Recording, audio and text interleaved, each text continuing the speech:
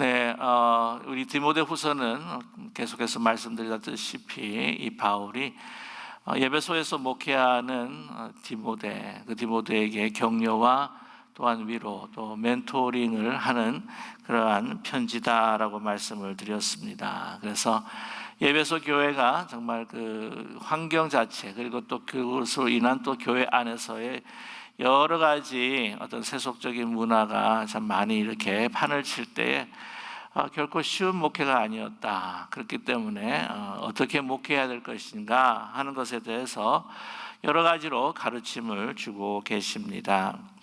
바울은 항상 늘 이제 염려하고 또한 걱정했던 것이 무엇이냐면은 이렇게 세우고 또한 이게 믿음의 이 사람들이 그 교회를 맡아서 이제 목회를 할 때에 오늘 이 베베소의 특별히 이 디모데에게는 이 그리스도의 그 몸된 교회가 이 세상의 그 흐름과 풍조로 인해서 세속화되지 않기를 그렇게 간절히 바랬다고 하는 것이죠. 그것이 그렇게 되는 것이 굉장히 걱정이었다고 하는 것입니다.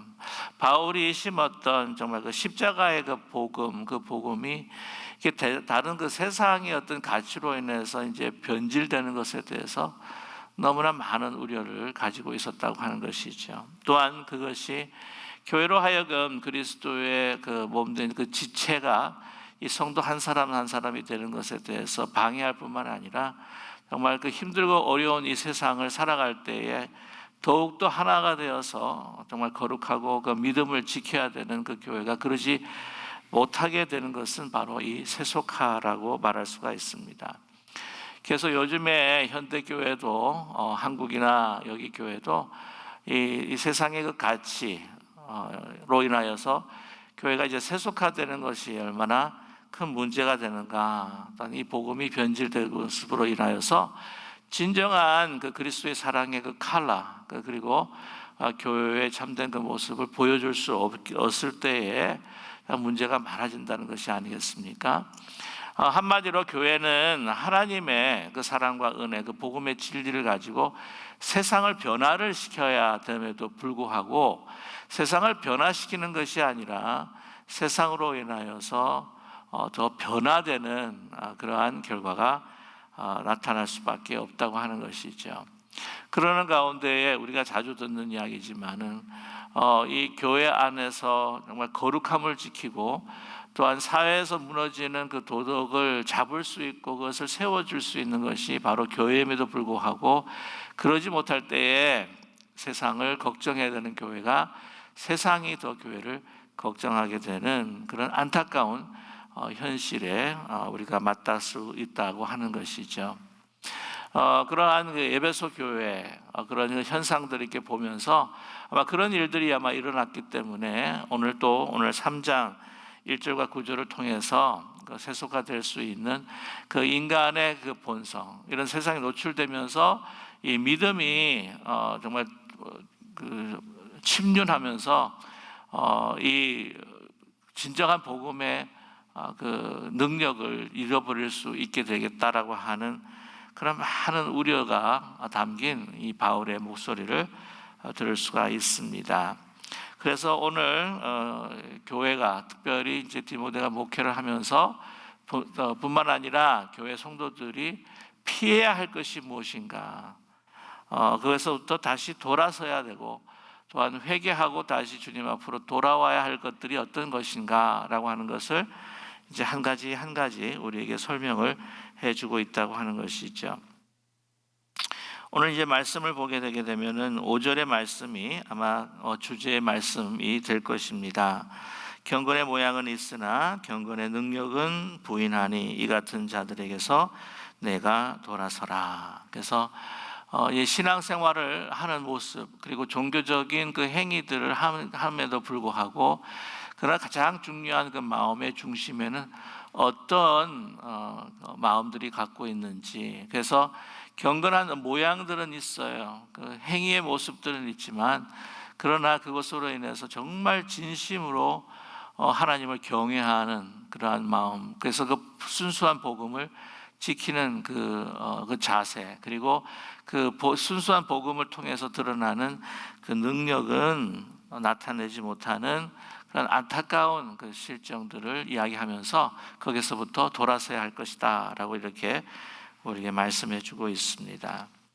자, 오늘 그래서 보는 1절 말씀에서부터 함께 같이 나눠보면요, 너는 이것을 알라, 말세에 고통하는 때가 이른다 라고 이렇게 이야기를 하고 있습니다.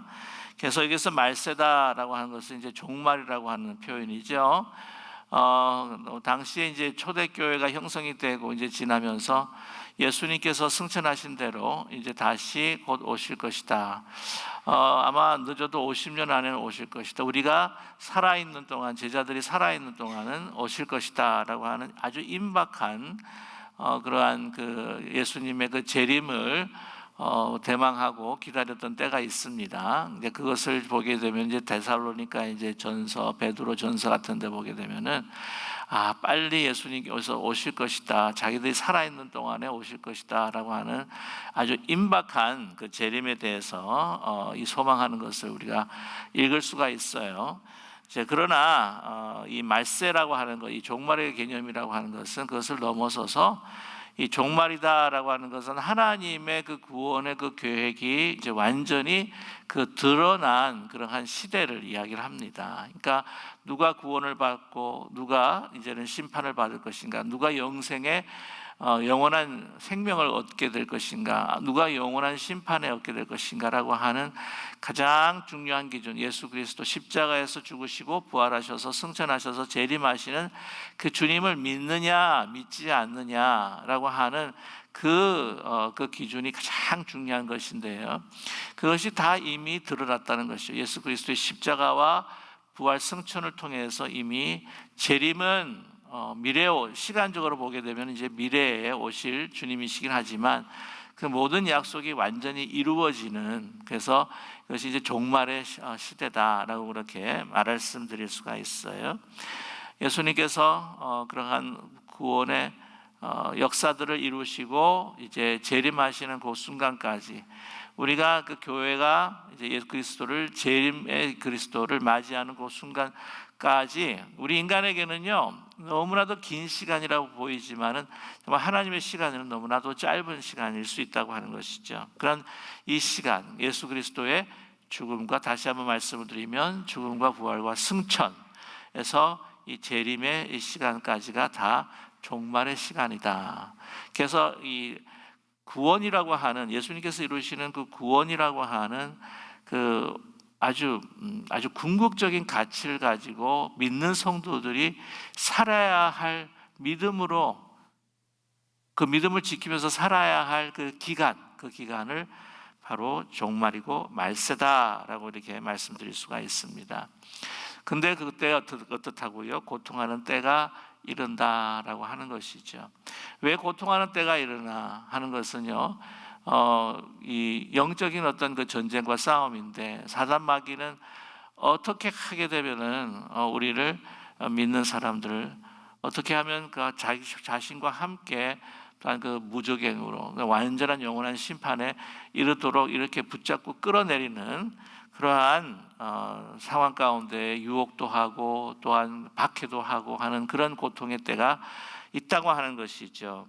자, 근데 이 사탄들은 누구를 사용하는가? 하나님을 대적하는 그 인간의 죄악된 본성에서 복음을 믿지 않고 자유롭지 못한 그 사람들을 통해서 그 죄악된 본성을 더욱더 증강시키면서 이 교회를 유혹하고 박해하는 그러한 도구로 삼으려고 한다고 하는 것입니다. 그렇기 때문에 우리가 믿음을 지키고 믿음 생활한다는 것이 고난이 없는 것이 아니에요. 당연히 고난이 있을 수밖에 없습니다. 왜냐하면 세상의 가치와 대적을 해야 되고 또한 충돌을 할 수밖에 없고요. 또한 이 사단의 세력과 충돌할 수밖에 없기 때문에 우리는 예배소서에서 6장에서 말씀하신 것처럼 하나님께 주신 전신갑주를 입고 싸워야 할 군사, 이 디모데후서에서도 이야기하지 않습니까? 우리 그리스도의 군사다. 이미지를 바울이 사용을 했는데, 이러한 전쟁터의 싸움과 같은 아주 치열한 그 전투가 바로 우리 삶에 계속해서 주어진다고 하는 것입니다. 고통하는 때가 어쩔 수가 없어요. 믿음을 지키고 또한 복음대로 살고 그 합당한 열매를 맺고, 또한 구원받지 못한 자들을 이 복음을 통해서 그들을 구원에 이를 수 있도록 우리가 인도해 나가고 하는 이런 것들에 대해서 이것이 아주 치열한 전투라고 하는 것이죠. 우리에게 고통이 있을 수밖에 없습니다. 사실 그리스도인의 삶이 편안하다라고 한다면은 이거는 우리가 다시 한번 생각해 볼 필요가 있다고 하는 것을 우리가 잊지 말아야 할 것 같아요. 자, 그러는 가운데에 이제 그 세상 사람들, 그리고 이 세상이 교회를 세속화시키려고 하는 그러한 인간의 죄악된 기본적인 이 본성들을 언급하고 있다고 하는 것입니다. 오늘 2절의 말씀에서부터 이 4절까지 쭉 열거를 하고 있어요. 근데 여기서 이제 한 가지 우리가 그냥 조금씩이라도 언급하면서 이제 갈 수가 있겠는데, 우리가 주목해야 될 부분들이 있습니다. 그게 뭐냐면은 인생에 있어서 우리 사람이 가장 하나님으로 인하여서 이제 창조되었을 때에 그 창조의 그 근원의 동기가 뭐냐면 사랑이지 않습니까? 그런데 여기 보게 되면 그 사랑이라고 하는 단어가 3번이나 반복이 되는 것을 우리가 발견할 수가 있습니다. 보게 되면 2절의 말씀에 보면 사람들이 자기를 사랑하며 라고 하는 단어가 있고요, 말씀이 있고, 그 다음에 따라서 이제 돈을 사랑하며, 그 다음에 이제 쭉 보면 이제 자랑하며 교만하며 나오지 않습니까? 그 다음에 맨 마지막 4절 쪽에 보게 되면은 이제 끝에 그 마무리하면서 뭐를 하냐면은 쾌락을 사랑하기를 하나님 사랑하는 것보다 더하며라고 이렇게 말씀하고 있어요. 그러니까 이 쾌락을 사랑하기를 하나님보다 사랑하는 것보다 더한다라고 하는 것으로 이제 맺으면서 이것이 이제 인간이 가지고 있는 구원받지 못한, 이제 구원받았어도 불구하고 우리 아직 옛사람이 살아있기 때문에 이런 흔적들이, 우리 기억들이, 또한 죄에 대한 우리의 어떤 그런 쾌감들이 아직도 남아있기 때문에 우리가 넘어질 때가 참 있는데, 이런 것들을 쭉 열거하면서 이걸 정말 조심해야 된다. 이런 부분에서 우리가 더 탈피하기 위해서 성령의 또 능력과 그 충만함을 받아야 될 뿐만 아니라, 이러한 모든 것들이 있었을 때 내가 이것을 피해야 할 그런 이것들과 정말 함께 같이 이게 교제하거나 이런 부분들에 있어서 우리가 피해야 될 부분이라고 하는 것을 우리에게 말씀해 주고 있습니다. 그뿐만 아니라 돌아서라고 하는 것이죠. 그 자리를 떠나는 것뿐만 아니라 네가 그것에 머물렀다면, 다시 그 길을 가고 있다면 돌아서야 한다고 하는 그 회개의 촉구를 이 바울이 디모데에게 또한 역설해 주고 있는 것입니다. 자, 보면요, 사람들이 자기를 사랑한다, 돈을 사랑한다, 그리고 쾌락을 사랑한다 라고 하는 이 3가지를 통해서 이 나머지 그 부분들, 우리 죄악의 모습들이 연결될 수 있다라고 하는 것을 알 수가 있습니다. 맨 처음 시작을 자기 사랑이라고 하는 겁니다. 사실 자기 사랑으로 인해서 이 쾌락을 하나님보다 더 사랑하는 결과가 또 나타나게 되는 것이죠. 자기를 사랑한다. 근데 사실 예수님께서 말씀을 하셨죠. 내 이웃을 내 몸과 같이 사랑하라라고 이렇게 이야기하십니다. 그 말씀은 이제 그래서 우리 여러분께서 들어보셨겠지만, 먼저 자기를 좀 사랑할 수 있어야지 또 다른 사람들을 사랑할 수 있지 않겠느냐. 자기 자신에 대해서 혐오스러운데 어떻게 다른 사람들을 사랑할 수가 있느냐. 자기 자신을 받아들일 수가 없는데 다른 사람을 어떻게 받아들일 수가 있느냐라고 이렇게 이야기합니다. 사실은 자기 자신을 혐오한다고 하는 것은, 그거는 우리를 하나님께서 우리를 사랑하심에도 불구하고 우리를 혐오한다고 하는 것은 그것도 하나님 앞에 죄악이 될 것이겠죠. 우리에 대해서 자신의 그 그대로의 모습을 받아들이고, 하나님께서 나를 사랑하시는 것처럼 나 자신에 대한 그 귀한 것을, 진정한 것들을 우리가 인정을 하고, 또한 다른 사람들을 이렇게 사랑할 수가 있을 것입니다. 그런데 여기서 이야기하는 자기 사랑이라고 하는 것은 잘못된 자기 사랑인 것이죠. 왜곡된 자기 사랑입니다. 이 자기 사랑이라고 하는 것은요, 아무것도 없고요, 자기 자신만을 사랑하는 아주 이기심과 이기주의적이고 자기 중심적인 사랑을 여기서 말하고 있는 것이죠. 자기를 사랑한다. 그리스 이제 신화를 이제 보게 되면 나르시스라고 하는 청년이 있었죠. 그래서 자기를 너무너무 사랑한 나머지 그 연못 속에 비쳐 있는 자기의 모습을 바라보면서 그걸 사람을 찾고 만나기 위해서 들어갔다가 물에 빠져서 죽었다. 그래서 피어난 곳이 수선하다라고 하는 이야기를 여러분께서 잘 아실 겁니다. 나르시즘이라고 하는 그런 것을 통해서 자기 자신에 대해서 아주 함몰되는, 자기 자신에게 벗어나지 못하는 그러한 자기중심적 사랑, 그것이 바로 자기 사랑이라고 이야기할 수가 있습니다.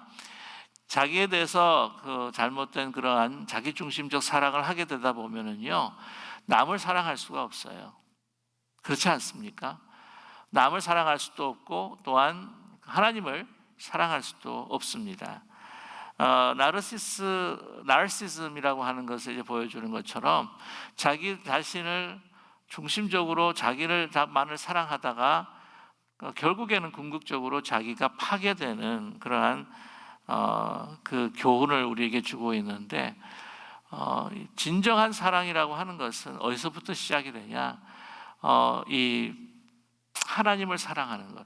그리고 참된 사랑이라고 하는 것은 여러분 아시겠지만 자기 자신의 모습이 없어지잖아요. 내가 없어지고 그 사람만 보이고, 내가 없어지고 그 사람이 더 부각이 되고, 나의 중심이 아니라 참된 사랑이라고 하는 것은 나의 중심에서 바로 누구의 중심으로? 타자의 중심으로, 나 중심에서 있던 삶이 어떻게 해요? 하나님 중심으로 나아가는 것이 참된 사랑이죠. 이러한 참된 사랑을 우리가 맛볼 수 있는 것이 뭐냐면 이 자녀에 대한 사랑이라고 생각합니다. 자녀는 자기의 어떤 그 분신, 자기의 어떤 확장이다, 확대다. 그렇기 때문에 자녀를 사랑하는 것도 자기 자신을 사랑하는 거다라고 이렇게 이야기하시는 분도 있어요. 정말 일리가 있고 어느 정도 맞는 이야기라고 생각을 합니다. 그러나 그러한 것들을 좀 이렇게 떠나서 우리가 단순하게 생각을 좀 하게 된다고 한다면, 이 자녀들, 여러분 그래도 부모가 하고 자녀하고 자녀 부모 싸움하고 다투고 분쟁하고 하는 경우도 있지 않아요? 근데 보게 되면 우리의 마음이라고, 자녀의 사랑이라고 하는 것이 모든 것들이 어떻게 됩니까? 이 삶이 자녀 중심으로 이렇게 돌아가는 것들을 보게 되게 되면은, 이 부모가 자녀를 사랑하는 그 사랑이라고 하는 것이 정말 얼마나 깊은 것이구나.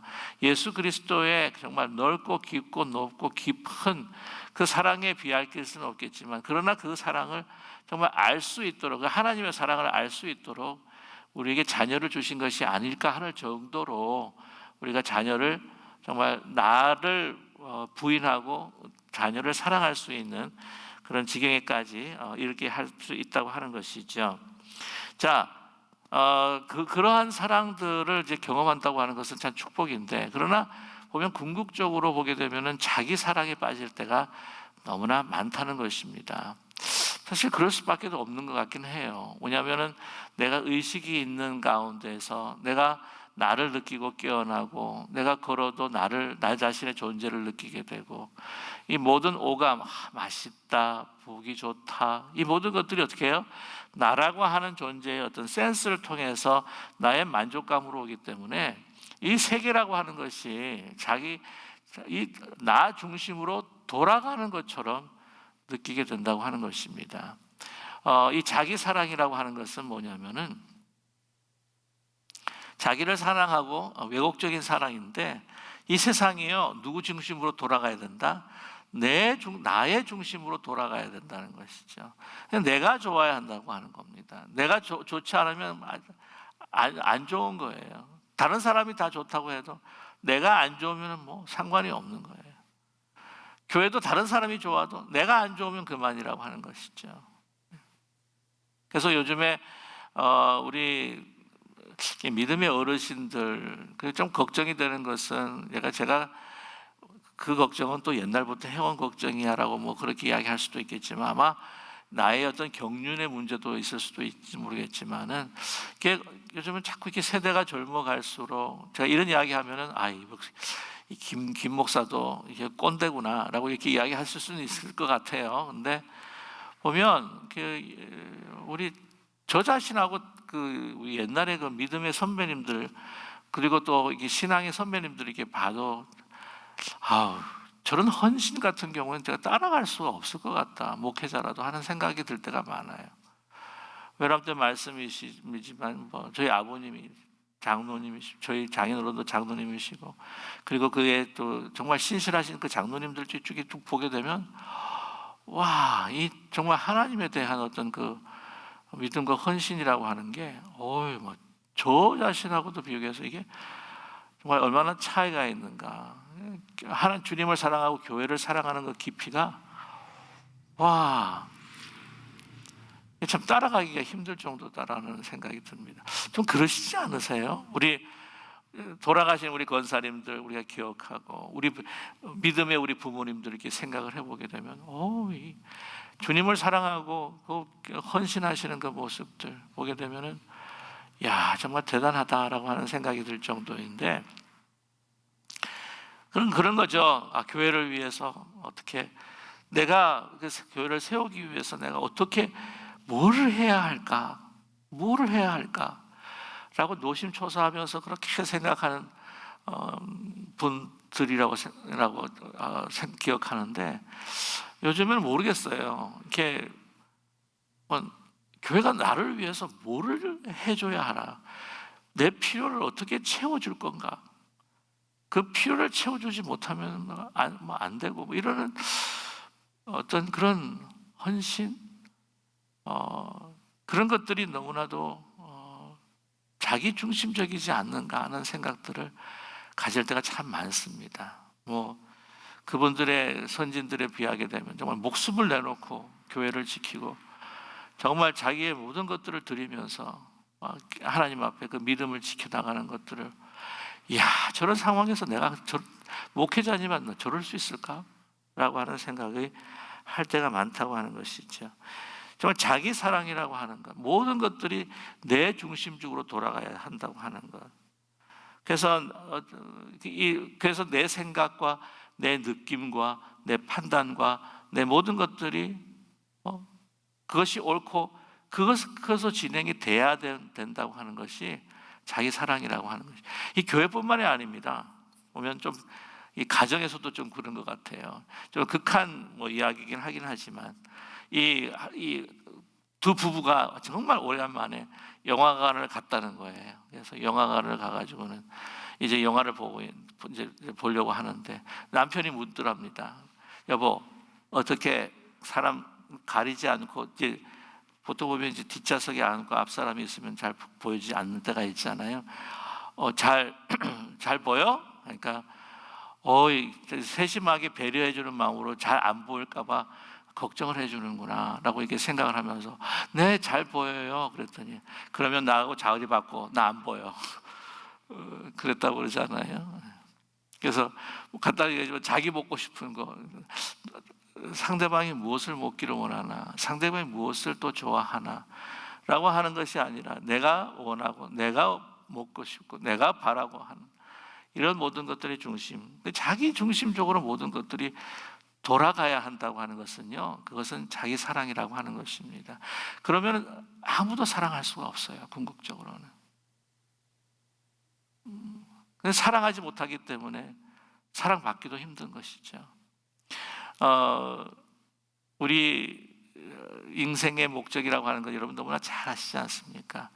하나님을 영화롭게 하고 그로 인하여서 우리가 즐거워한다라고 하는 웨스트민스터의 그 신앙 고백이 있는데, 그 말씀은 뭐냐면 하나님을 사랑하고 그 사랑으로 또한 다른 사람들을 사랑하고 또한 그 사랑으로 내가 또 사랑을 받고 하는 사랑 안에서 관계를, 참된 관계잖아요. 참된 사랑으로 맺어진 참된 관계, 그것이 인생의 목적이다라고 말씀드릴 수 있습니다. 아시겠지만 릭 워렌 목사님이 만들었던 The Purpose Driven Life라고 해가지고는 목적이 이끄는 삶의 그 서두에 보게 되면 뭐라고 그러냐면, 이 책은 당신에 관한 책이 아니다. 인생이라고 하는 것은 당신에 관한 것이 아니라는 거죠. 무엇입니까? 가장 우리 인생, 우리의 그 사랑의 근원, 생명의 근원, 가장 중요한 것, 우리 중심이 되어야 될 것은 누구시다? 하나님이시라는 거예요. 나 중심으로 되게 되면 모든 것들을 다 잃어, 진정한 참된 기쁨, 영원한 기쁨, 생명, 이런 것들을 다 잃어버릴 수밖에 없습니다. 그러면 자기를 사랑하게 되다 보면은 다른 타자를 사랑하고 다른 하나님을 사랑해야 되고 다른 타자를 사랑해야 되고 그래야 되는데도 불구하고 그러지 않습니다. 그들을 도구로 삼는 거예요. 오늘 말씀 보게 되면 돈을 사랑한다라고 그렇게 이야기를 하죠. 돈을 사랑한다고 하는 것, 돈이라고 하는 것은 무엇입니까? 이 파워예요, 파워. 자기 중심적으로 모든 것이 돌아갈 수 있는 이 파워를 형성하고 그 힘을 주는 것이 바로 돈이라고 하는 것이죠. 뭐 본래 자급자족하셨던 그 원시 시대에서는 뭐 돈이 뭐 있었겠습니까? 물물 교환하다가 불편하니까 이제 돈에 만들어서 이걸 소통하면서 기준을 잡았는데 거기에 가치가 주어지다 보니까 사실 돈 자체가 악이 아니잖아요. 그것을 어떻게 사용하는가, 그것을 어떻게 바라보는가. 이 사랑한다고 하는 것은 그것에 빠진다는 겁니다. 여러분 진짜 한번 사랑하면 막 빠져버리잖아요. 거기에 함몰되어 버리지 않습니까? 누구를 믿어? 자기 다른 사람들 사랑하지 못하니까, 다른 사람을 믿지 못하니까, 또한 다른 사람들에게서 자기도 그뿐만 아니라 다른 사람들도 그런 비슷한 생각하게 되니까 배신당하고 고통, 아픔 당하니까 누구를 믿어요? 자기에게 정말 파워를 줄 수 있는 것이 돈이기 때문에 돈이 최고다라고 하지 않습니까? 돈이 행복을 다. 사실 믿는 사람들이 우리 고백 가운데에서 돈이 전부가 아니다, 그냥 우리 하나의 일상의 도구일 뿐이다라고 생각하지만은 뭐 세상 사람들 보게 되면 돈이 전부라고 살아가지 않습니까? 돈이 행복을 가져다 줄 수 있고 돈이 자유함을 가져다 줄 수 있고, 이 젊은 사람들 보게 되면은 어떻게 하든지 돈을 좀 이렇게 막 빨리 좀 벌어가지고는 좀 은퇴해서 뭘 원합니까? 자기 하고 싶은 일, 하고 싶은 일. 그러니까 요즘 바뀌었잖아요. 일하기 위해서 생존하는 것이 아니라 내가 하고 싶은 것을 위해서 일을 한다고 하는 그것을 개념으로 자꾸 바뀌지 않습니까? 뭐 그것도 그거 나쁜 것은 아니라고 생각해요. 뭐 목적 없이 막 일만 쭉 하면서 그냥 그걸로 생계를 이어나가기 위한 그 도구로 삶으면서 그것만 붙잡혀 있는 것도 아니겠지만, 하나님의 영광을 위해서 우리가 일을 하는 것이지만, 그냥 우리가 하고 싶은 것들을 위해서 줄 수 있는 그 자유함, 그 행복, 능력, 또한 뭐 이 가치가 있었을 때 또 다른 사람들이 어떻게 해요? 자기를 인정해 주잖아요. 그래서 자기가 모든 세계가 다 얻은 것 같고 자기 중심으로 돌아가는 것 같은 그러한 세계를 제공하는 것이 돈이다 그러지 않습니까? 이건 뭐 가정이나 국가도 그렇습니다. 전쟁이 일어나는 거 보세요. 동기가 뭡니까? 다 돈이에요. 그렇지 않습니까? 전쟁하는 거.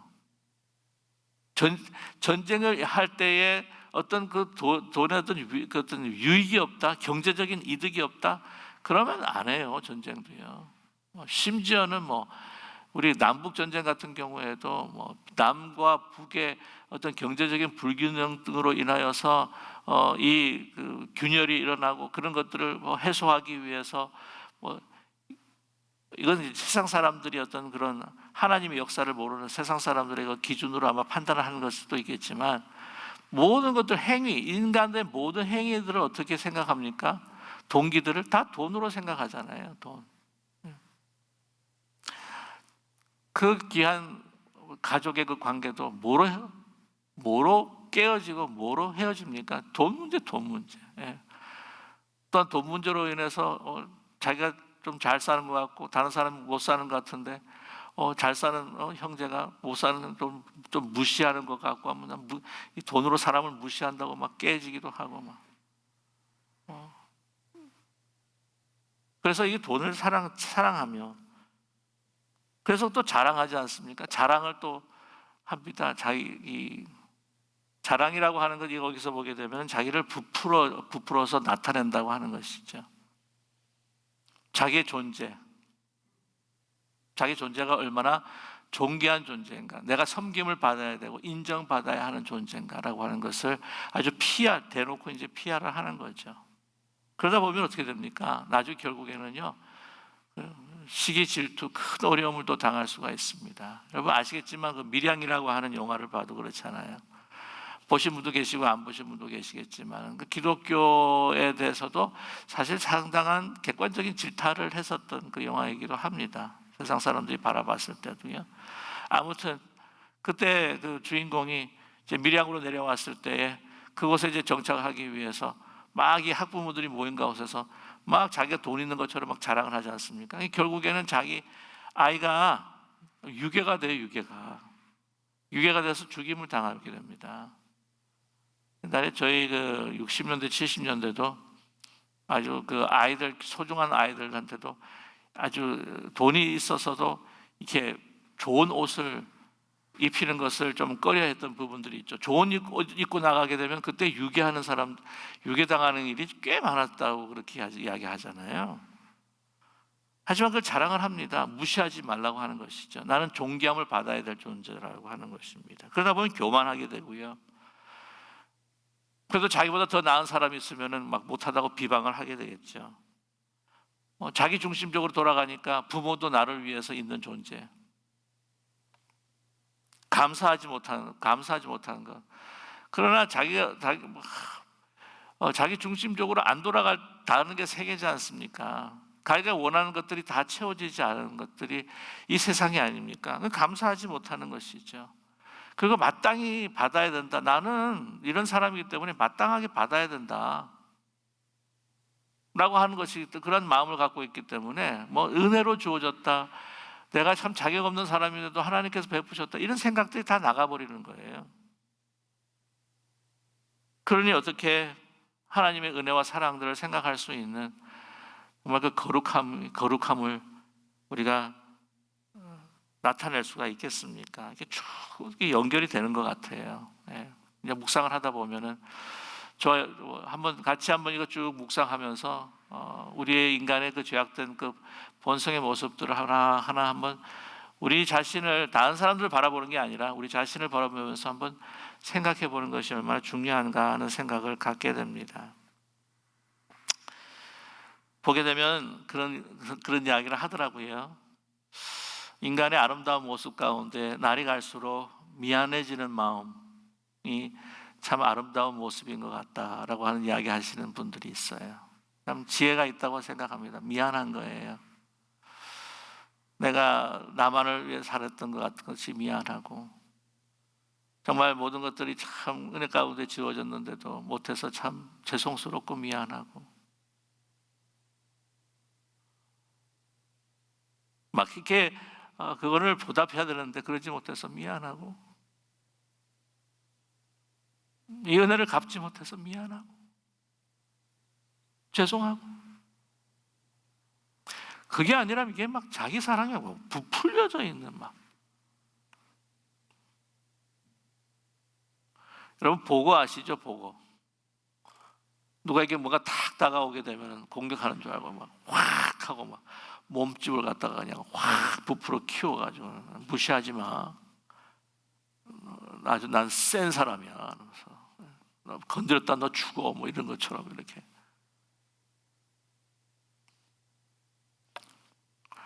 무정하죠. 이 무정한 것 자꾸 사회가 공감을 잃어버리는 사회다. 그러니까 자기의 고통과 아픔에 너무 함몰이 되는 거죠. 이 선교라고 하는 것도 하나님께서 주신 사명으로 인하여서 우리가 나가는 건데 이 딱딱해졌던 우리의 마음이 정말 힘들고 고통당하는 사람들을 바라보면서 접촉을 하면서 다시 우리의 마음을 부드럽게 해주는 그런 효과가 또 있다고 저는 생각을 해요. 그래서 가보면 내가 너무나 많이 누리고 있구나. 미안한 마음이 들고 감사하지 못했던 마음이 미안. 근데 요즘에 하여튼 공감대 보게 되면은 이 자기 고통, 자기 아픔, 자기 만족하지 못하는 거, 자기 중심적으로 돌아가야 되기 때문에 다른 사람들의 고통과 아픔에 대해서 전혀 느끼지 못하는, 여러분 극단적으로 이야기하게 되면요, 공감하지 못하는 사람들이 사이코패스라고 이야기합니다. 사이코패스.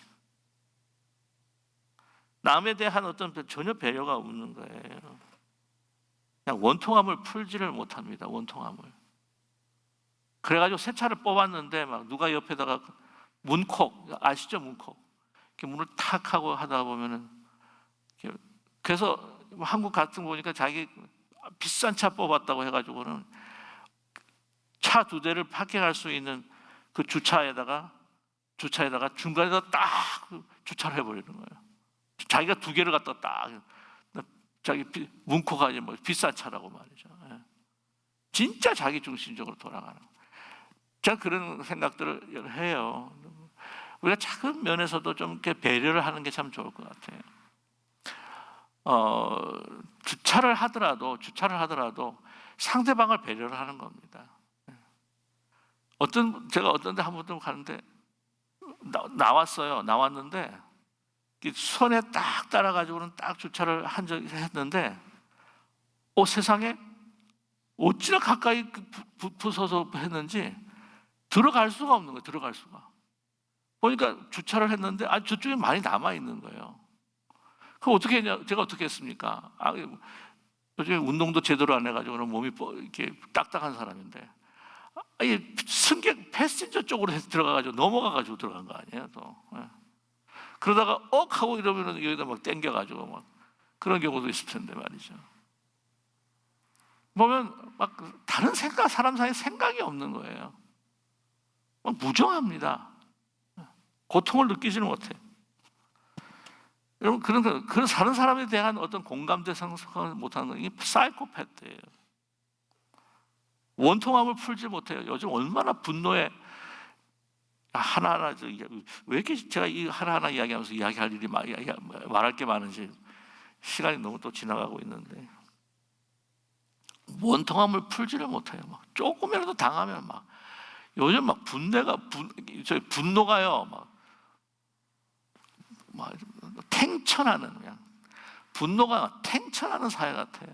조금이라도 뭔가 해를 당하면 막 죽일 듯이 그냥, 요즘에 막 묻지 마 막 찌르고,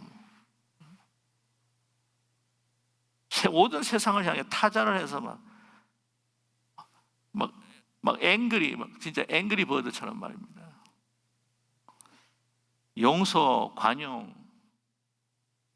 하는 단어를 정말 찾아보기 힘든 그런 시대를 살아가고 있다는 생각을 갖게 됩니다. 모함하죠. 잘 되는 거 보지를 못합니다. 절제하지 못하고, 사나우며 선한 것을 좋아하지 않으며, 이 절제하지 못하는 것,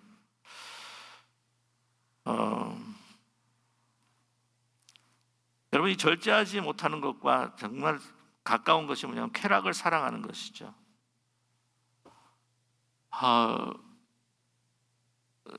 절제라고 하는 것, 이 절제라고 하는 것에 모든 하나님께서 주신 그 축복이 있습니다. 근데 이게 이 울타리가 있는 거예요. 절제라고 하는 것. 우리가 하나님께서 축복하신 것 중에 이제 식욕이라고 하는 것이 있잖아요. 식욕. 그 다음에 이제 성욕, 이런 것들이 있습니다. 우리가 생존하기 위해서 필요한 것들. 그리고 우리가 더 깊은 하나님과의 관계를 맺고 살아가기 위한 우리에게 필요한 것들. 건강을 지키기 위해서, 또한 사랑이 더 깊어지기 위해서, 또한 자손을 더 이게 번성하기 위해서 주신. 그런데 이 울타리를 넘어가 버리는 거예요.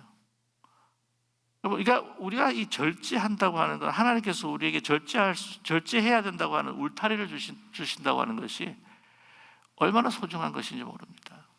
이 십계명 같은 경우에도 사실 울타리예요. 물고기는 물고기 안에서, 물 안에서 살아야지 그것이 자유롭고 정말 행복한 것처럼, 우리가 지어진 바에 따라서 참된 생명을 소위가 지키고 살아가고, 화목과 화평을 지키기 위해서 살아갈 가장 최소한 단위의 이러한 울타리. 그래서 도적질하지 말라, 간음하지 말라. 이것은 내 몸을, 다른 사람들을 내 몸처럼 사랑하라고 하는 가장 최소한의 그 울타리. 그런데 그거를 어떻게 해요? 넘어가 버리게 되게 되면은 그거는 결국에는 자기의 죽음을 가져다 줄 수밖에 없는, 그리고 절제가 안 되면, 여러분 이 울타리라고 하는 것은 한계가 있잖아요. 그런데 이걸 넘어가 버리잖아요. 그러면 거기에는 진짜 한계가 없습니다. 여러분 그 중독이, 그래서 이걸 중독증 현상인데, 한계가 없이 자꾸 이 쾌락을, 이걸 넘어서 이 쾌락을 느끼기를 위해서 절제가 되지 않으면은 더 많은 쾌락의 인풋이 있어야지, 자극이 있어야지 그거를 더 이렇게 느끼게 될 수 있는, 그러니까 조금만 자극해도 반응을 못 하는 거예요. 더 그냥 극심한 반응, 도가 지나치는 극심한 반응이 있어야지 그거를 또 느끼게 되는, 나중에 죽음에 이를 수밖에 없는 그런 상황에 이르게 된다고 하는 것입니다. 오늘 말씀하고 있죠. 사나우며 선한 것을 좋아하지 아니하며 배신하며 조급하며 자만하며 쾌락을 사랑하기를 하나님 사랑하는 것보다 더하며. 배신한다고 하는 것, 그것은 상대방을 도구로 사용할 수밖에 없는 그러한 자기중심적인 사랑이겠죠. 조급한 것도 자기 시간입니다. 모든 것들을 자기 시간에 맞춰야 되는 조급함. 자만, 그것은 교만과 마찬가지죠. 자기를 더 부풀려 하는 자기중심적인 어떤 그 생각에서 나오는 자만. 쾌락을 사랑하기를 하나님 사랑하는 것보다 더하며. 저는 이런 생각을 합니다. 자기 사랑, 왜곡된 자기 사랑이 바로 하나님을 사랑하는 것보다 자기를 더 사랑했을 때에 오늘 2절에서부터 4절까지 나타나는 모든 그 현상들이 바로 그것의 열매라, 저렇게 말씀드리고 싶습니다.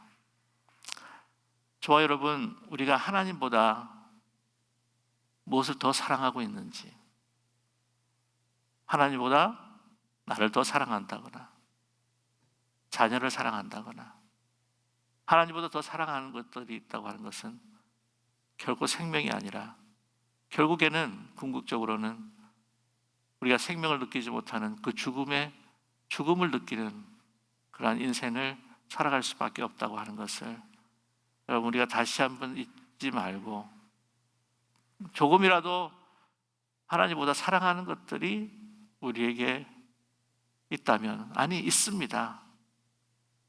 그런 것들을 우리가 다시 내려놓고 다시 한번 주님 앞에 재결단하며 나아갈 수 있는 이 시간이 되기를 간절히 소망합니다. 여러분, 빨리 우리가 매일매일 돌이켜야 할 필요가 있잖아요.